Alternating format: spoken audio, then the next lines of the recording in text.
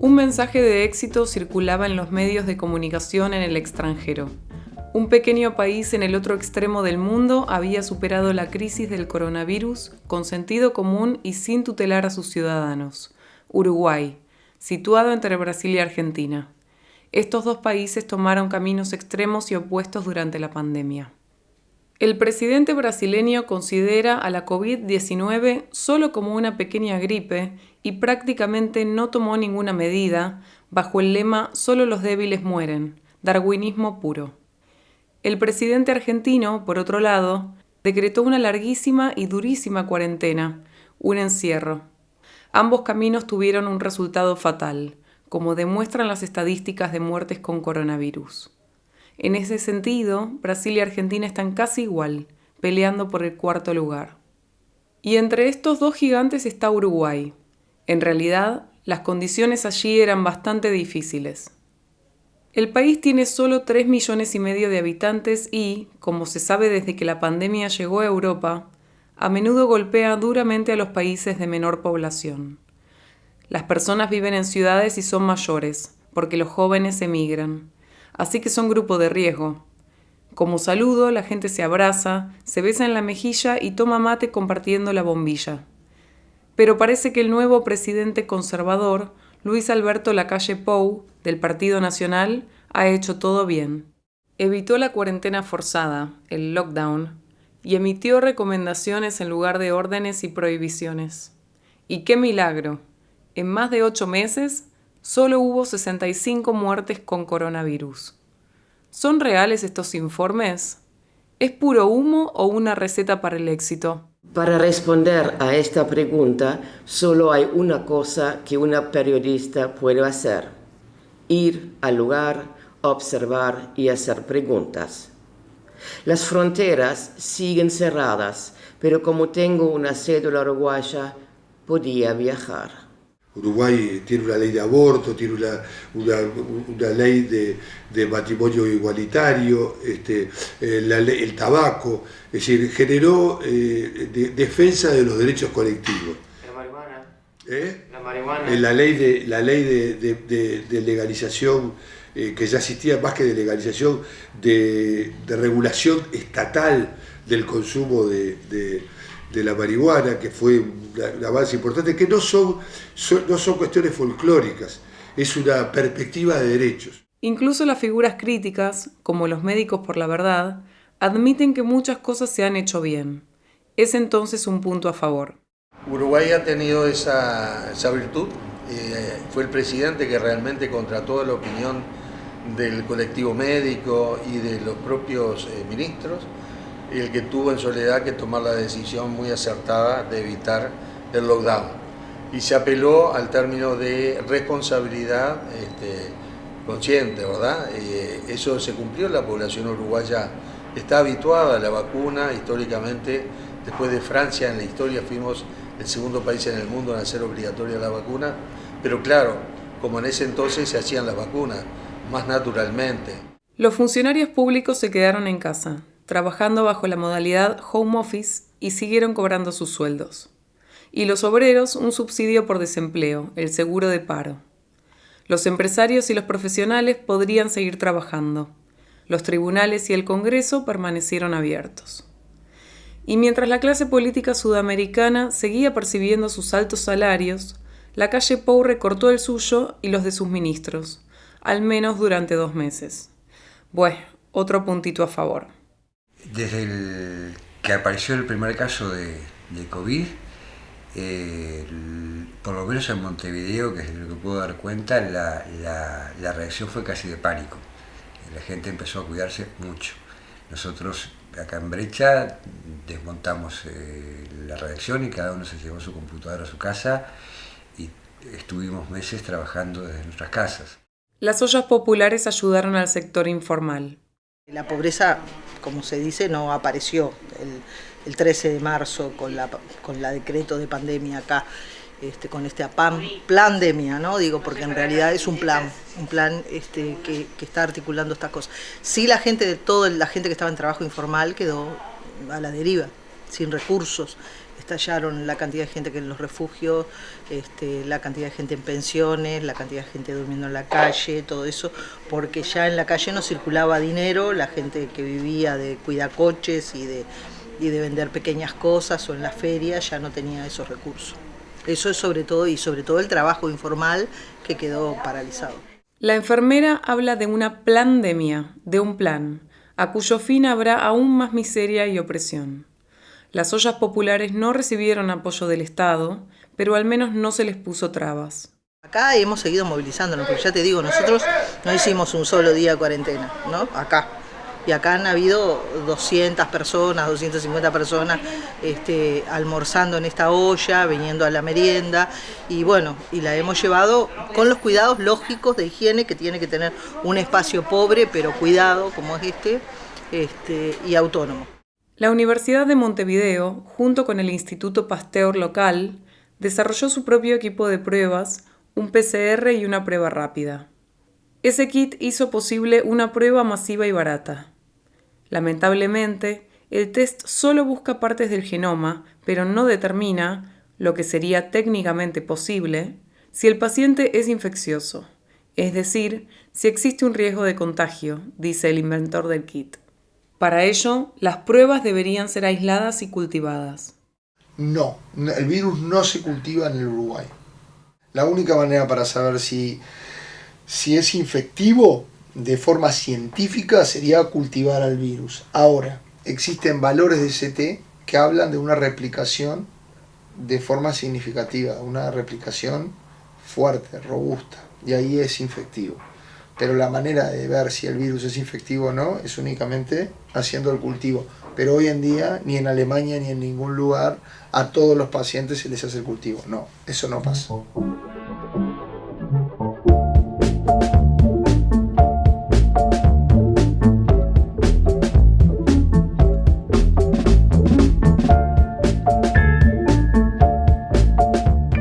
Y hoy Uruguay hace 120 test por cada persona positiva, lo cual es un índice muy importante. Está haciendo prácticamente un número de test por millón de habitantes. Estamos llegando a 90.000 test por millón de habitantes, 89.000 test por millón de habitantes.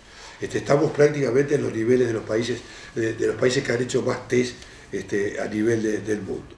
Entonces, ¿qué fue lo otro que ayudó? Un sistema de salud fortalecido. Miguel Fernández Galeano fue viceministro de Salud del Frente Amplio. Luis Alberto Lacalle Pou, del Partido Nacional, asumió el 1 de marzo y 2 semanas más tarde estalló la pandemia. El nuevo presidente había encontrado un sistema de salud pública que funcionaba, producto de la alianza de la izquierda. Lamentablemente, ese dato no figura en los informes internacionales. Se multiplicó por 4 el financiamiento de los servicios del Estado y se aumentó el gasto público en salud, siendo un gasto muy importante, superior al 6% del Producto Bruto Interno. Uruguay tiene un gasto global en salud del 9.5% de su Producto Bruto Interno y tiene una apuesta muy importante a desarrollar el primer nivel de atención, que fue muy importante, por ejemplo, para la pandemia, porque tiene puestos de salud. Hicimos un estudio donde justamente no hay ningún lugar del Uruguay donde una persona caminando en 1 hora no llega a un puesto de salud de primer nivel. Tiene una red asistencial muy amplia, extendida en todo el país, equipos multidisciplinarios de salud ubicados en todos los territorios. 65 años, que justamente falleció en el nuevo gobierno reaccionó correctamente, cerrando de inmediato las fronteras. De esta manera fue posible rastrear las cadenas de infección. Otro punto a favor. Los problemas solo surgen en las ciudades en la frontera brasileña. Tiene una densidad demográfica beneficiosa para enfrentar una enfermedad transmisible de transmisión por vía aérea. Es un país que no es una isla, pero que es un país que tiene una frontera con Brasil de 1.100 kilómetros, pero que finalmente no deja de ser una frontera donde está la zona de Brasil de menor densidad demográfica y una zona de Brasil donde la pandemia, por esas mismas razones, no llegó con la fuerza muy grande. No así todo es donde más problemas tenemos. en la frontera con Brasil. La frontera con Argentina, país que se complicó finalmente, aunque tomó también buenas medidas, está unido por 3 puentes. O sea que de alguna manera el aislamiento con Argentina, si se cierra la frontera, es importante. En los primeros días se agotó el alcohol, se agotaron los guantes, es decir, muchísima gente empezó a tomar medidas de cuidado. Hubo una cosa muy particular que vi, que es en la zona del Paso Molino, una zona comercial donde uno va a comprar cosas baratas de todo tipo, como la Salada, pero no un local, sino un barrio. Todos esos comerciantes dejaron de vender lo que vendían y todos vendían tapabocas, alcohol en gel y guantes de látex. Hubo una reacción que aunque el gobierno no haya decretado la cuarentena y hable de libertad responsable, hubo una cuarentena de hecho muy brusca en los primeros tiempos, ¿no? Después se fue aflojando, por supuesto. El semanario Brecha tiene una larga tradición. Su predecesor fue Marcha. No significaba una marcha a través de las instituciones, sino una marcha hacia la revolución. A finales de los años 60 informó sobre la rebelión latinoamericana, sobre las audaces acciones de la guerrilla MLN Tupamaros y, en 1971, sobre la creación del Frente Amplio. Carlos Quijano, Mario Benedetti y Eduardo Galeano escribieron allí. En 1973 vino el golpe militar y miles terminaron en las cámaras de tortura. Un año después, Marcha fue prohibido. En 1985, los generales se retiraron a sus cuarteles y se abrieron las puertas de las cárceles. Una nueva era comenzó. Los revolucionarios se convirtieron en parlamentarios. Nació Brecha. En 2005, el Frente Amplio ganó las elecciones nacionales. Tabaré Vázquez y luego el ex Tupamaro Pepe Mujica asumieron la presidencia. Hicieron realpolitik y muchos partidarios se alejaron del frente, también por su política medioambiental. En Montevideo se ven por todas partes carteles con el eslogan Uruguay Natural, pero la realidad es otra. Enormes extensiones de tierra son plantadas con soja genéticamente modificada y eucalipto en monocultivo. Siempre ha sido cuestionado, ¿no? Por un lado y por el otro. Aquel rótulo que se nos instaló como estrategia para que vengan a visitarnos, aquel Uruguay país natural o Uruguay natural, siempre sirvió como argumento para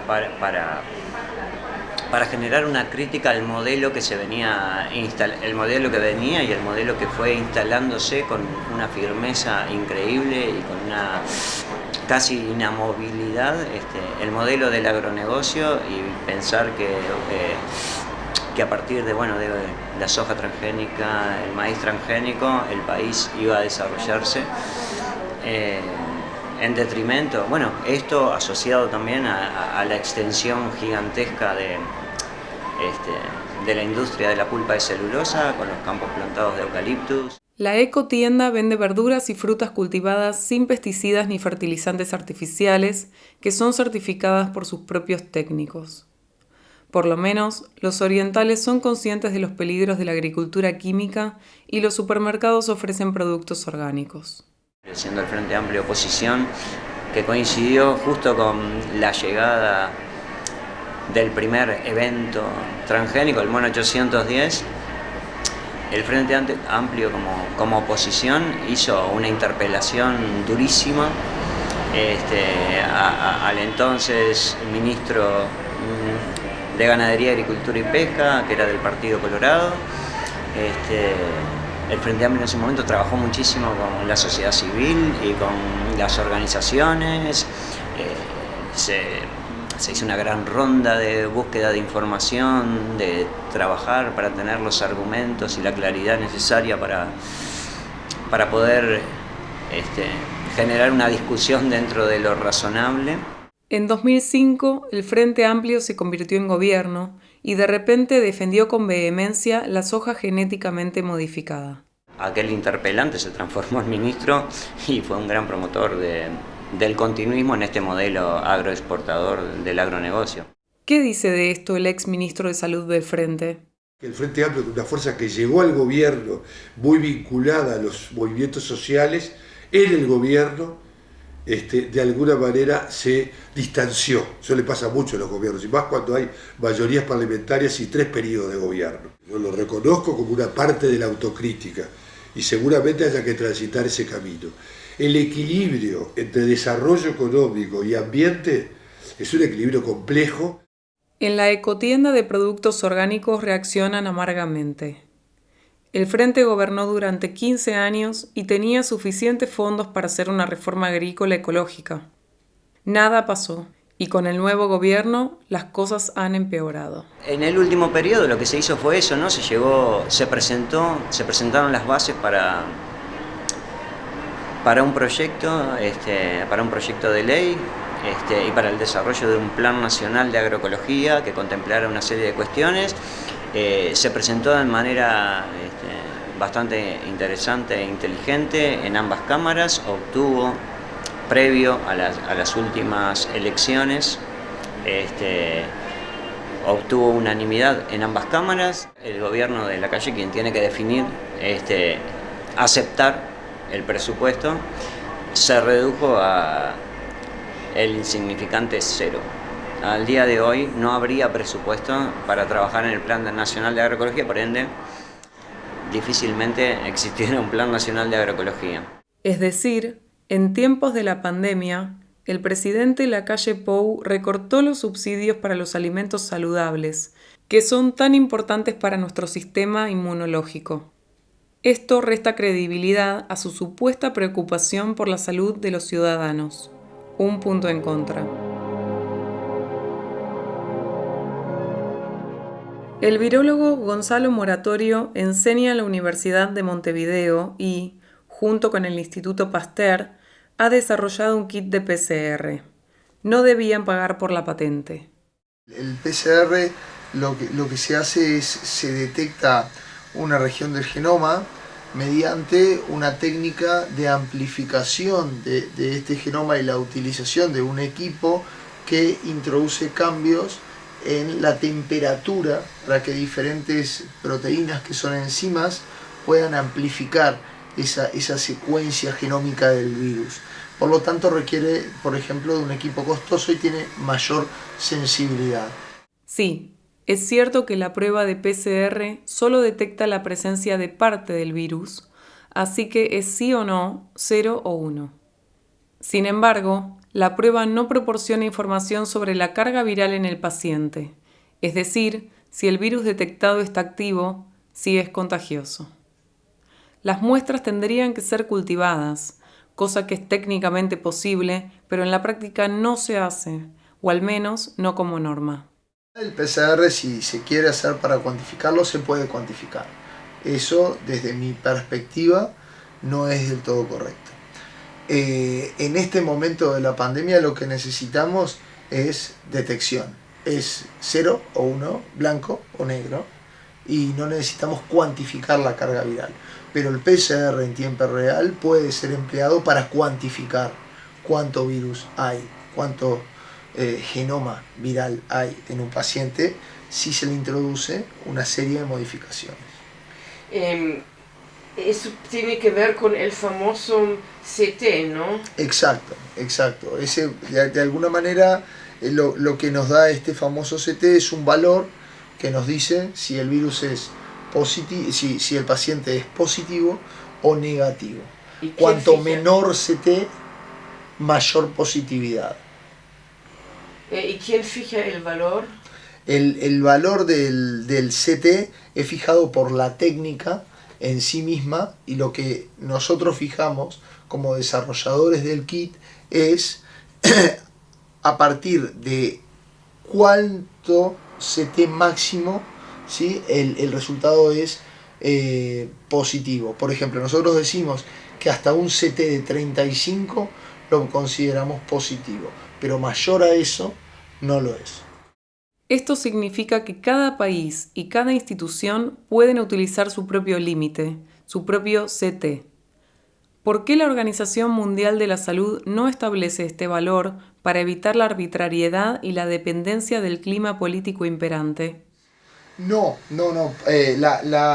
La OMS lo que puede fijar es, evaluando todos los kits que existen y desarrollos que existen, ¿sí? Lo que puede evaluar es decir, bueno, uniformicemos esto, normalicemos esto, y por lo tanto a más de tal valor de CT lo damos como negativo y a menor CT lo damos como positivo.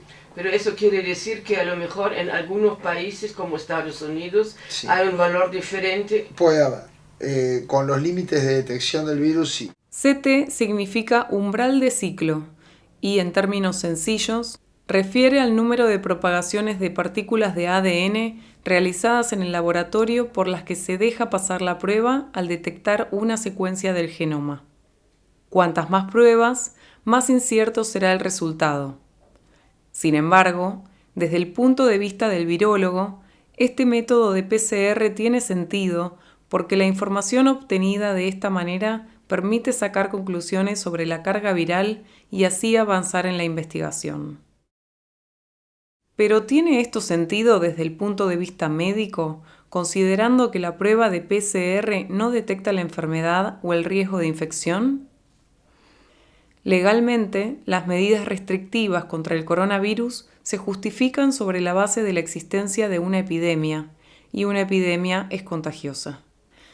Moratorio no hace comentarios sobre esto. Ese es un asunto de los políticos.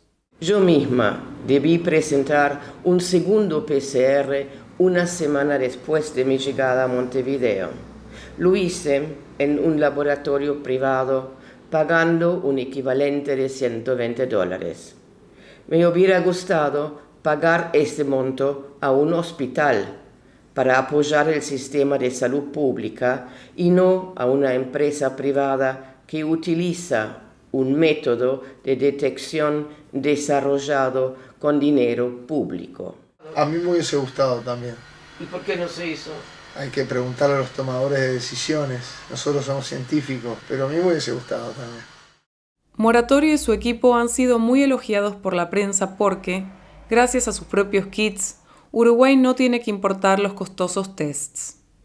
Y el gobierno utiliza los resultados de los PCR para justificar sus restricciones de movilidad.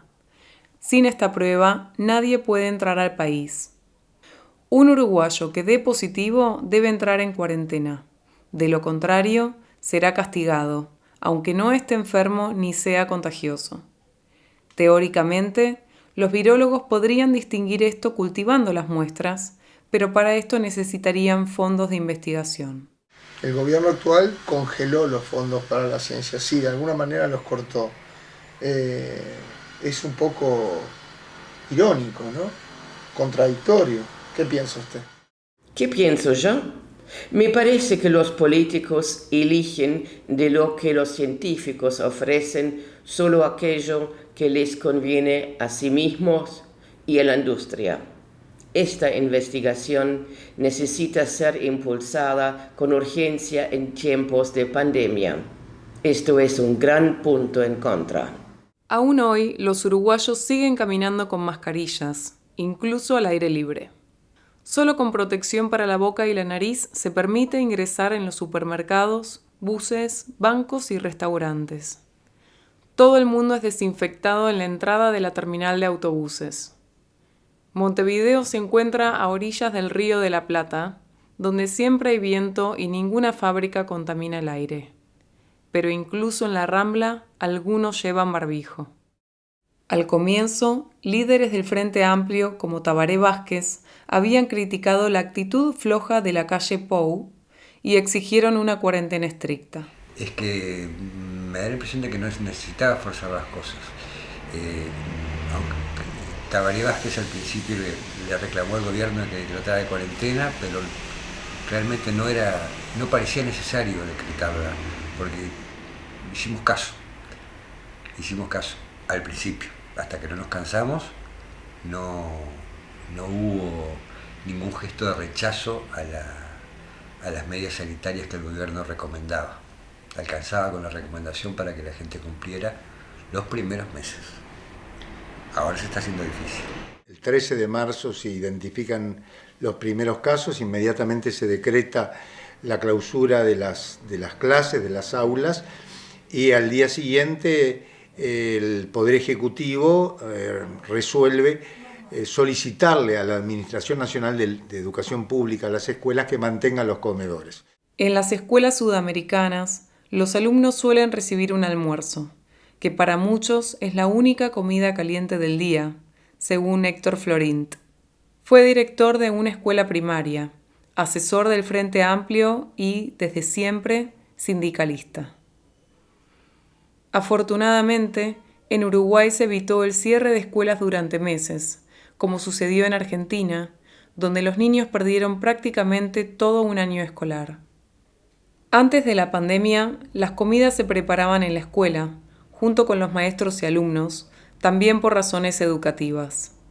Después se compró comida rápida empaquetada. Los directores tienen que comprar en un comercio cercano comidas manufacturadas, empaquetadas, que permitan al padre ir a retirar el menú de su hijo y llevarlo a la casa, y el niño consumía en la casa. Los comedores se cerraron porque se entregaban viandas. Estas viandas eran considerablemente más caras que el sistema de alimentación tradicional en primaria, y fueron solicitadas por un número mucho menor de comensales, es decir, pasamos de 240.000 comensales a 80.000, que es lo que todavía al día de hoy se siguen sirviendo. Estos fueron, yo diría, el primer mes y medio. Algunos servicios rurales habían empezado a reabrirse en la modalidad tradicional, junto con la presencialidad de alumnos, que a partir de las escuelas rurales, a fines de abril, y desde el 15 de junio en las escuelas urbanas, retoman una presencialidad acotada. En Uruguay el sistema más común son 20 horas semanales, 5 días a la semana. Se pasa a 2 o 3 veces por semana, de 3 horas y media cada día. Las escuelas están funcionando casi normalmente de nuevo. Otro punto a favor. En el hemisferio sur está empezando el verano. Por supuesto, traté de conseguir una entrevista con el gobierno y con el grupo de expertos asesor, pero no recibí una respuesta. Uno de los expertos me escribió que solo se le permitía hablar con el permiso de presidencia, y eso no ocurrió. Al parecer, la calle Pou solo habla con periodistas seleccionados. Claramente, esto es un punto negativo.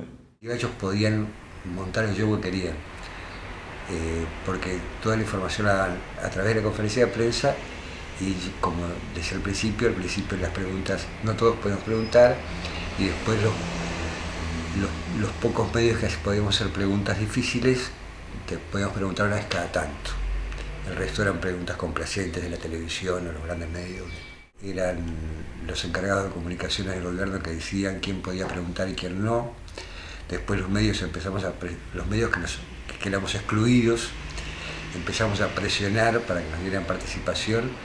Entonces hacían un sorteo, pero tú tenés que ir a la conferencia de prensa sin saber si ibas a poder preguntar o no.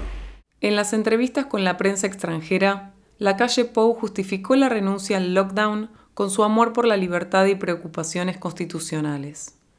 Pero por estos tiempos no toma muy en serio el derecho legal a la información pública. Hoy, por ejemplo, la cifra de personas que la policía mata, estamos buscándola hace meses. Hay una ley, de acuerdo a la cual uno como periodista presenta un pedido de acceso a la información y se la tienen que dar, pero vencen los plazos sin que nos den los datos, hacemos nuevos pedidos, nos dan solo una parte de los datos, hacemos nuevos pedidos, todavía estamos esperando. Eso no pasaba antes. El presidente uruguayo aprovechó el momento, es decir, el pánico causado por la pandemia, para presentar casi simultáneamente una ley que facilita las privatizaciones y restringe los derechos de los trabajadores. Otro punto negativo. El sindicato de los empleados bancarios está preparando un referéndum. En la actualidad está negociando con el Frente Amplio para unirse a la campaña, a pesar de haber votado en el Parlamento la mayoría de los 500 artículos de la nueva ley. A pesar de la pandemia y de la situación de emergencia social que se está viviendo en el Uruguay, donde hay una parte importante de la población que ha tenido que volver a comer en las ollas populares, que hemos tenido que salir los sindicatos y las fuerzas sociales a solventar, no se corrigió nada de ese rumbo de plan de gobierno que tenían, y no solo no se corrigió, sino que se puso una ley que es un mecanismo previsto para situaciones puntuales y situaciones urgentes que el país tiene que afrontar. Bueno, la pandemia podría ser una, pero la ley no contiene nada que tenga que ver con la pandemia. En realidad estaba hecha antes de que la pandemia llegara al Uruguay. Y se utiliza ese mecanismo de urgente consideración imponiéndole al Parlamento plazos muy perentorios, 90 días para las dos cámaras de senadores y diputados, y se compromete a la sociedad a tener que aceptar una ley que fue discutida en condiciones muy desfavorables, en medio de una pandemia y en muy pocos días.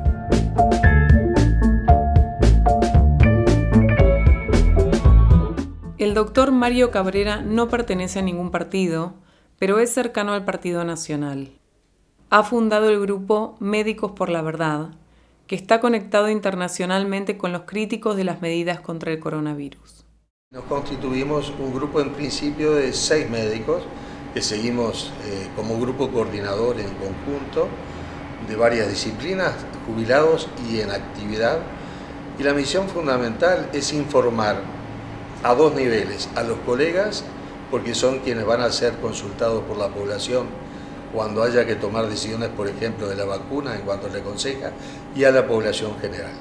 Cabrera, en su calidad de experto en salud pública de larga data, ha apoyado todas las campañas de vacunación, pero rechaza lo que se está propagando actualmente como una cura para el virus asesino. En cambio, en Uruguay no se le llama covidiota, como está pasando en Europa, sino que se le pide su opinión y se le cita en los periódicos. Pero la crítica en sí misma no se suprime. Esta también es una ventaja para la cultura uruguaya. La vacuna por varios motivos no se justifica. En primer lugar, porque el virus ya a febrero de este año habían 104 cepas, quiere decir que había que conseguir una enorme cantidad de vacunas y revacunar con mucha frecuencia, porque si cambia una cepa en un país va a tener que volverse a vacunar con esa cepa y con la anterior no fue cubierta la eventualidad. El camino uruguayo en la crisis de la COVID-19 fue, sin duda, un éxito en los primeros meses. Pero en octubre, entrando al verano, se cambió el rumbo. ¿Por qué? Me hubiera gustado preguntar eso al gobierno. Desafortunadamente, no hubo respuesta. Hemos decidido suspender. Desde octubre se habla cada vez más de prohibiciones en lugar de recomendaciones. Se justifican con la situación en la ciudad fronteriza de Rivera, dado que muchos uruguayos cruzan la frontera a pie para comprar barato del otro lado. Allí, las escuelas fueron cerradas y se desplegó a los militares. Otro punto en contra. La segunda ola de la enfermedad causada por el coronavirus en Europa es un tema importante en los medios de comunicación. Acabar los seguros de paro y hay gente que termina en la calle. Porque se nota la crisis económica, se está empezando a vivir la crisis económica. Y aparte de eso sí, hay un poco más de desobediencia respecto a las medidas, sobre todo, como dice el presidente, la barra joven, los gurises que quieren ir a las fiestas. Eso está siendo un problema, ¿no? El fin de semana pasado hubo una fiesta de 800 personas en el Rosedal del Prado que tuvieron que suspender. Ahora están recién aplicando medidas prohibitivas. Por ejemplo, cuando se hay una fiesta, primero le piden a la persona que organiza que termine la fiesta, y si la termina no pasa nada, pero si no hace caso, ahí sí se lo procesa. Se dio la indicación, la orden de que no se podía bajar a la playa, o que se dio orden de que algunos surfistas tenían que salir del agua y eso no había mucho amparo legal, pero sin embargo se fue incorporando en las prácticas sociales este funcionamiento basado en el disciplinamiento, acrítico yo diría en muchos casos, toda la gestualidad de mantener la distancia, de no saludarse, de no besarse, que desde el punto de vista sanitario pueden ser explicables, están generando una estructura de comportamiento donde el distanciamiento creo que no es solamente físico. Hoy yo percibo que está habiendo también un distanciamiento en lo que hace a la interacción social, a lo común, a la confianza en el otro. Es decir, el prójimo, cuanto menos próximo, parecería que mejor. Enrique Viana fue fiscal. Es un hombre conservador. A su nombramiento como fiscal general se oponía al hecho de que se había pronunciado públicamente contra las fábricas de celulosa. Ahora ejerce como abogado y trabaja con los médicos por la verdad. La situación empezó siendo, está todo bajo control, hacemos recomendaciones, damos consejos a la población, a la ciudadanía.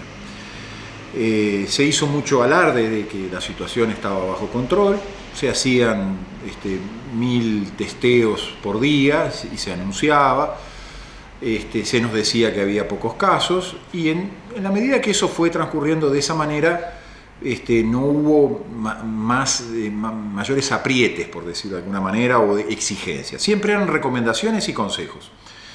Si bien es cierto, el Ministerio de Salud Pública invocó una vieja ley de creación del Ministerio de Salud Pública que habla de que el Ministerio puede adoptar algún tipo de medidas para proteger a la población de eventuales epidemias, se habla en esa ley.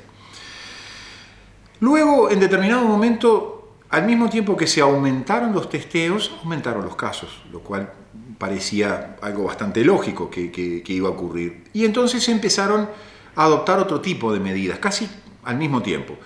Entre otras, ya esas recomendaciones, ya esos consejos, si bien seguían exponiéndose de esa manera como recomendaciones o consejos, iban acompañados de, a las personas se les hacía firmar una suerte de declaración jurada, si estaba en cuarentena porque se le había detectado la enfermedad.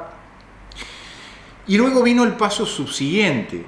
Si la persona desobedecía esa cuarentena, por la razón que fuere, bastaba que hubiera incumplido con esas obligaciones que de alguna manera había suscrito y había firmado para estar en una situación de delito penal, de desacato. Se empezó a aplicar el delito de desacato y los fiscales, con una orden de alguna manera que emanaba del propio gobierno, empezó a tomar ya decisiones de respuesta de justicia penal. Ya no es violó la cuarentena y se le aplica una multa a la persona, sino que violó una cuarentena y es sometido a la justicia penal, queda con un antecedente penal, en algunos casos incluso han sido sometidos a la justicia penal con prisión, lo cual es un paso todavía más exagerado. A eso se sumó la situación de las fiestas, de las reuniones y de ciertas reuniones y de ciertas fiestas, sobre todo de fiestas, que se las catalogaba de fiestas clandestinas porque los gobiernos municipales en especial en el país habían dicho que no se podían hacer fiestas, que no se autorizaba la realización de fiestas. Entonces, cuando aparecieron algunas fiestas clandestinas, también la respuesta fue similar. Un funcionario del Ministerio de Salud Pública, un funcionario del Ministerio de Interior, de la policía, se acercaban al lugar, le exigían a la persona que cerrara. En el mejor de los casos le advertían y le decían que suspendiera la fiesta, pero en algunos casos no alcanzaba con que suspendiera la fiesta o que se dispersara la gente, sino por el hecho de haber violado una disposición municipal que le impedía hacer ese tipo de reuniones, desacato, desobediencia, por lo tanto, aplicación de la normativa penal y otra vez personas sometidas, hasta hace unos pocos días, sometidas a la justicia penal. Sin embargo, no todos son iguales ante la ley. Otro punto negativo. Pero cuando se hacen otro tipo de reuniones, por ejemplo, marchas gremiales, marchas por distinto tipo de exposiciones, como los temas de la diversidad, reuniones en partidos políticos, o homenajes a determinados partidos políticos, como ha ocurrido recientemente, cuando, por ejemplo, se dan algún tipo de actividades culturales, En esos casos la policía no actúa, el gobierno no actúa, los fiscales no actúan, pero sí actúan cuando un conjunto de muchachos se ponen a tocar el tamboril en una plaza. El señor presidente de la República con muchos de funcionarios y particulares reuniéndose a comer un asado. Entonces yo digo, ¿cuál es la diferencia entre esa reunión del señor presidente de la República comiendo un asado con un conjunto de personas que obviamente no van a usar tapabocas, porque para comer no podemos usar tapabocas, hasta ahora no se ha inventado algo que nos permita comer usando tapabocas, y al mismo tiempo los muchachos que salen a tocar el tamboril en la noche, a esos intentamos, porque ha sido bastante complicada la cosa, porque la gente no soporta algunas restricciones. El Frente Amplio intenta controlar las protestas, pero apenas lo logra. Después de 15 años de gobierno, muchos activistas han dejado sus filas y se han unido al movimiento social. Irma Leites era tupamara y ha estado en prisión por más de 12 años. Instaló frente al Parlamento, incluso antes de la pandemia, una olla popular.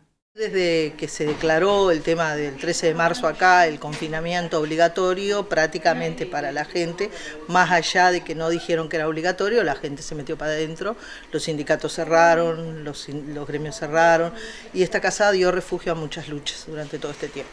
Empezamos el 26 de marzo con la olla todos los días y hasta hace 2 semanas atrás teníamos de lunes a viernes y domingo merienda.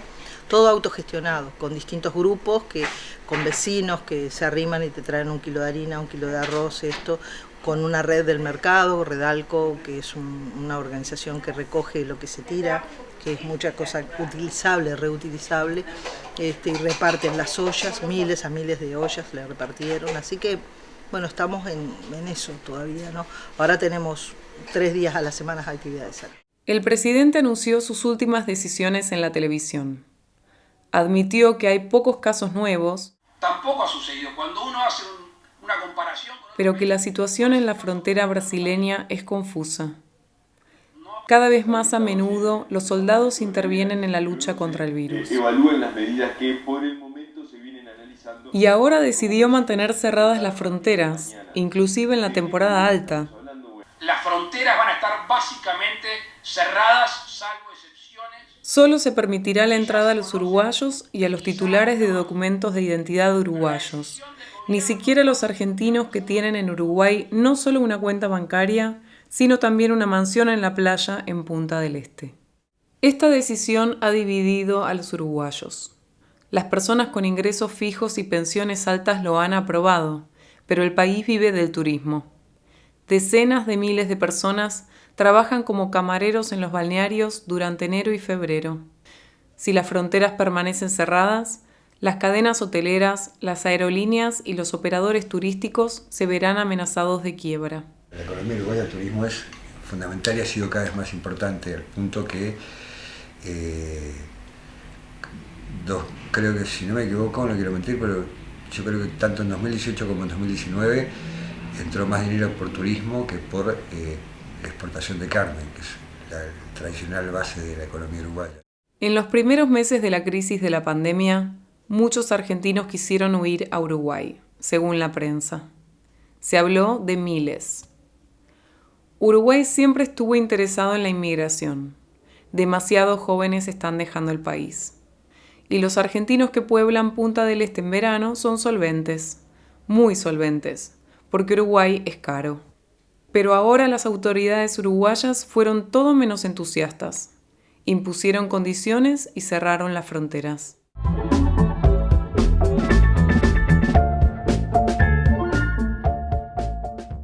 Punta del Este está a 2 horas de Montevideo. Normalmente todo estaría lleno aquí a esta hora del día. Es un fin de semana de octubre, el mejor tiempo de primavera. Pero la terminal de autobuses bosteza. Los restaurantes están medio vacíos. La actriz Claudia Finkel se fue de Buenos Aires hace años. Hace 3 años que vivo acá. Sí, realmente fue un lugar maravilloso donde... junto al mar, porque ella dice, ¿por qué viniste a Uruguay, no? O a Punta del Este. Digo, por el mar. A mí me trajo el mar. Y últimamente desde abril, marzo, vinieron muchos compatriotas tuyas, ¿no? Sí, bueno, primero que no salíamos, en esa época, abril mucho no podíamos salir a la calle. Estábamos como con cuarentena, pero salíamos un poco, pero no podíamos salir mucho. Es decir, yo por lo menos en abril no salí, pero sí, se vinieron muchos argentinos ahora, hace unos 2 meses atrás, 3 meses. En esta época, hace un mes atrás, se llenó de argentinos, porque venía un barco de buquebús todos los viernes acá a Punta del Este. Vienen gente que ya tienen residencia. Sí, viene gente que ya tiene residencia a Punta del Este.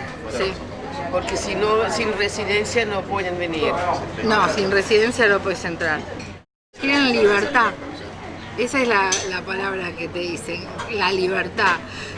Yo tengo una chica que ella decía, yo quiero ser libre, quiero la libertad. Porque imagínate 7 meses encerrados. Bueno, yo te digo por mi hijo que vive allá. Mi hijo vive allá y yo hace 7 meses que no lo veo. Así que buscan la libertad, eso creo que buscan. Qué triste, ¿no? Pero ¿de qué viven acá? ¿De qué viven los argentinos acá?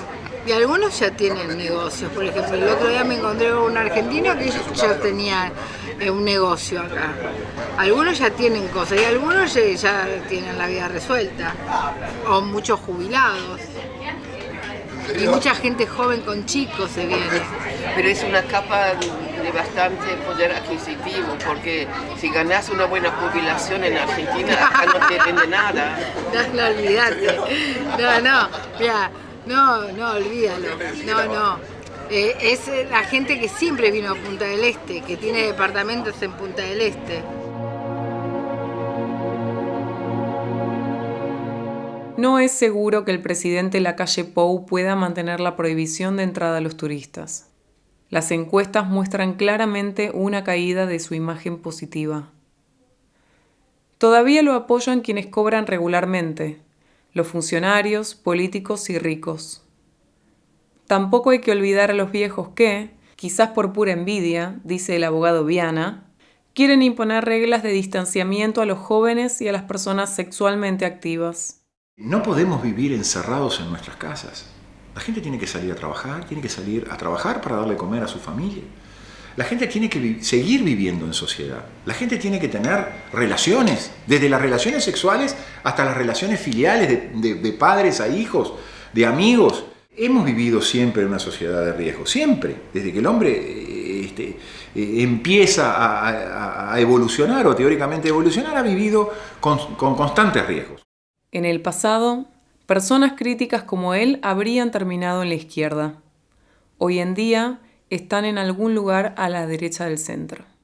No creo mucho en las izquierdas y derechas, pero digo, más allá de eso, la izquierda era la que antes pedía el lockdown. Ahora, de hecho, está operando como lockdown. La izquierda no va a protestar.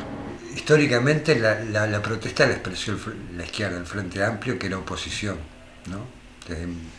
Desde antes de 1971, cuando todavía no existía, cuando eran partidos sueltos de izquierda, después de 1971 hasta 2005, todo el deseo juvenil de protesta y de cambio se expresaba a través de la izquierda.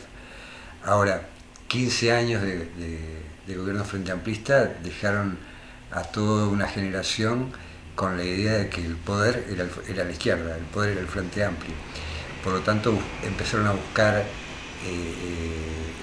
la expresión de su identidad disruptiva en otros lados. Y aparecieron personajes que mezclan, y lo ha capitalizado sobre todo Cabildo Abierto, que es un partido de raíces militares y de ultraderecha, ¿no?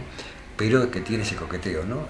Cabildo Abierto, por ejemplo, tiene un proyecto de ley para impedir seguir forestando. Bueno, por ejemplo, una de las movimientos que combatió el Frente Amplio fue el ambientalismo, en un momento que el Frente Amplio trató de introducir la minería a cielo abierto en Uruguay. proyecto que finalmente se cayó por razones económicas, porque el hierro cayó de precio, entonces la empresa que quería hacerlo se retiró. Pero en ese momento se formó un movimiento ambientalista poderoso, con marchas grandes, que empezó a ver en el frente el problema. La izquierda institucional no es izquierda, es un sector más conservador y un sector socialdemócrata. La socialdemocracia acá en este país se volcó a una conciliación de clase total, ¿no? Digo, porque más allá de que pidieron medidas más restrictivas todavía cuando se declaró la pandemia, nosotros entendemos que eso, si ellos hubieran estado en el gobierno, posiblemente hubieran hecho eso, ¿no? Yo creo que este gobierno la ha ido llevando para evitar como un estallido también, ¿no?